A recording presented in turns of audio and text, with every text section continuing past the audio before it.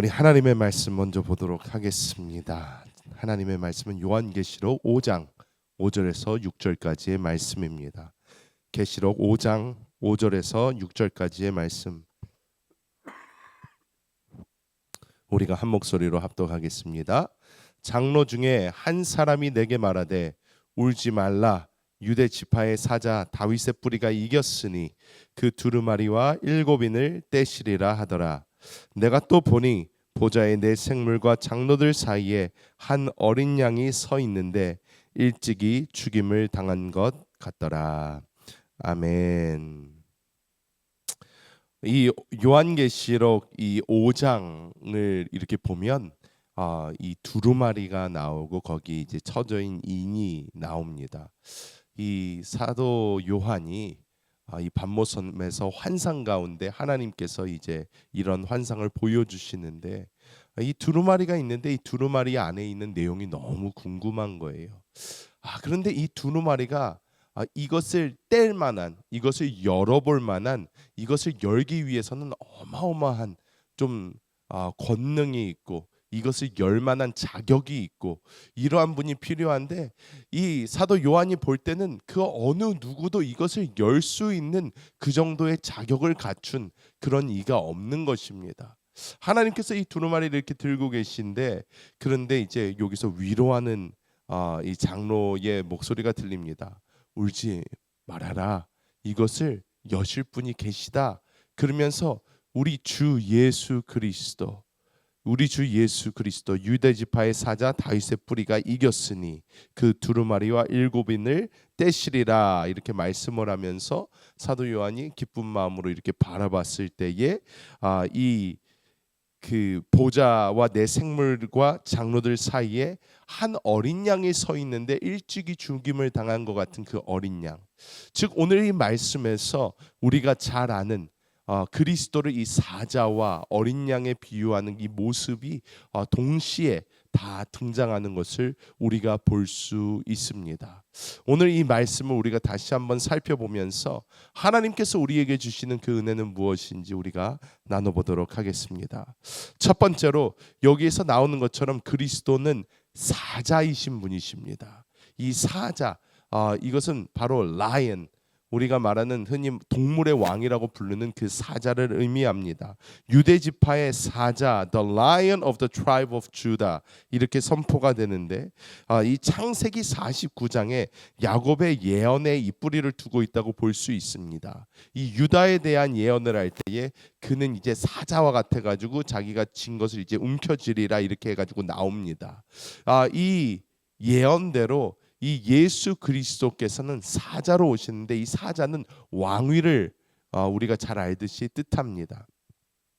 여기서 이것은 폭군, 막 다스리고 막 무력으로 제압하고 이런 것을 뜻하는 것보다 예수 그리스도께서 이 땅의 권세 잡은 사단 마귀의 머리를 부수기 위하여 오신 그 통치자이심을 이 사자됨으로써 선포한 것입니다. 예수 그리스도께서는 이 땅에 이 사단의 권세를 부수기 위하여 오셨습니다. 하나님께서 이 창세기에 아담과 하와가 에덴에서 쫓겨나지만 이 여자의 후손이 와서 뱀의 머리를 깰 것이다 하신 그 예언이 바로 이루어진 것이 그리스도의 오심이라는 것입니다.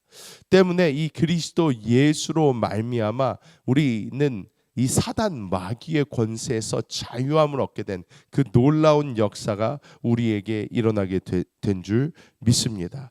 두 번째로 오늘 말씀에서 보여주고 있는 것처럼 이 보좌에 앉으신 이 보좌에 서 계신 이는 바로 이 어린 양이신 예수 그리스도이십니다. 어떻게 보면 우리가 처음에 본 이 사자의 정반대의 모습이라 할 수 있습니다. 다스리고 통치하고 힘이 있고, 근데 이 어린 양은 아주 여리고 이런 순결하고 이런 모습을 보여주는데, 우리가 잘 알듯이 우리의 모든 죄를 위하여 대속제물로 오신 그리스도 예수를 보여주고 있습니다. 이 어린 양을 뜻하는 아르니온이라는 이 헬라어는 작고 연약한 양을 의미하는 단어로 그분의 순결함과 온유함 그리고 완전한 순종을 상징합니다. 여기서 이제 죽임을 당한 어린 양 우리는 이렇게 많이 사용되는데요.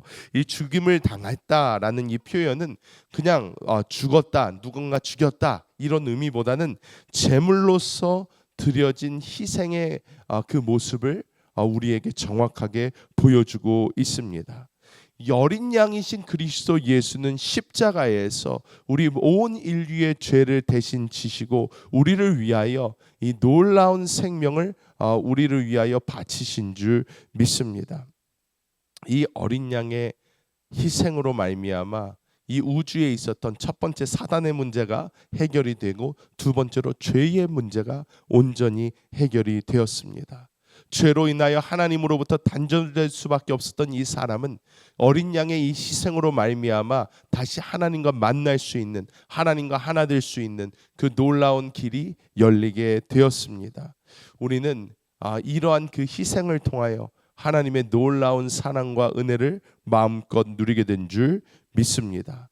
그런데 세 번째로 이것이 우리에게 어떻게 보면 가장 중요하다고 볼 수 있는데 그것은 무엇이냐? 주님께서 이것을 통해서 보여주시는 것이 있습니다. 무엇이냐? 이 왕이시고 또 어린 양 되신 그리스도 예수는 우리 사람에게 원하고 계신 것이 바로 주님과 함께 다스리는 자가 되기를 원하신다는 것을 우리에게 분명히 보여주고 계신 줄 믿습니다.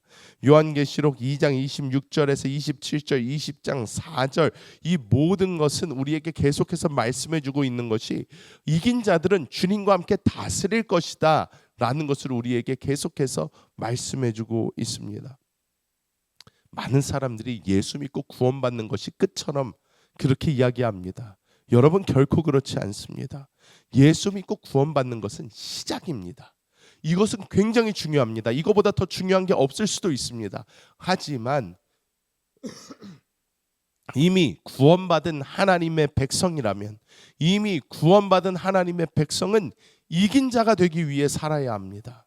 여러분 우리가 왜 교회를 계속 다니고 우리가 구원받았음에도 불구하고 계속 신앙생활을 하는 이유가 무엇입니까? 구원받았는데요. 이미 예수 그리스도를 믿으면 영접하면 이미 끝났습니다. 우리의 영혼은 구원받았습니다.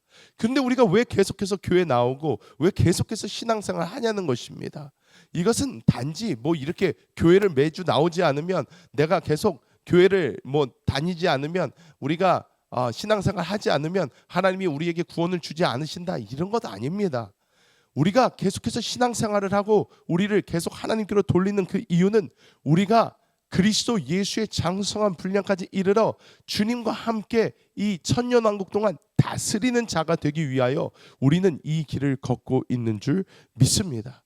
많은 사람들이 그냥 구원 받았으니까 난 이제 뭐 교회는 엑스트라지 뭐 그냥 내가 다니면서 뭐 신앙생활 뭐 하나님이 주신 은혜에 감사해서 그냥 하는 거지 뭐 아닙니다. 여러분 우리는 반드시 우리의 미래에 있는 그 소망을 바라봐야 합니다. 우리는 이긴 자 되기 위해서 우리가 이 땅에서 신앙생활을 하면서 주님께서 주신 이 길을 걷고 있는 줄 믿습니다. 여러분 우리는 이 꿈을 반드시 가져야 됩니다. 다른 꿈 꾸지 마십시오. 이 꿈을 꾸시기를 예수님의 이름으로 축복합니다. 말씀을 맺도록 하겠습니다. 제가 어저께 이 말씀을 묵상을 하면서 제가 한 고백 중에 하나가 있습니다. 많은 사람들이 다른 꿈을 꾸면서 살아갑니다. 나는 이 세상에서 무엇을 이루어 봐야지, 내가 어떤 자리까지 가봐야지, 내가 어느 학위까지 따봐야지, 내가 얼마까지 벌어봐야지, 내가 어느 집까지 살아봐야지, 내가 어떤 차까지 몰아봐야지, 이러한 꿈들을 가지고 살아요 대부분의 사람들이. 근데 여러분 그런 것이 다 이루고 나면 헛된 것입니다. 정말 내가 막상 그 차를 타봐도, 막상 그 집에 살아봐도, 막상 그 학위를 따도, 막상 그 자리에 가봐도 헛됩니다. 하지만 우리에게 영원한 소망, 천년왕국과 이 영원한 소망으로 주신 이 다스리는 자, 이기는 자, 이 꿈은 우리 모두가 정말 꾸어야 되는 그 꿈인 줄 믿습니다. 정말 다른 것 바라보지 마시고 이 땅에서 한 걸음 한 걸음 주님과 함께 나아가시면서 장성한 분량까지 자라나시고 하나님께 들린 많은 열매를 가짐으로써 여러분 반드시 이기는 자가 되어 주님과 함께 다스리시는 그 영광을 누리시기를 예수님의 이름으로 축복합니다.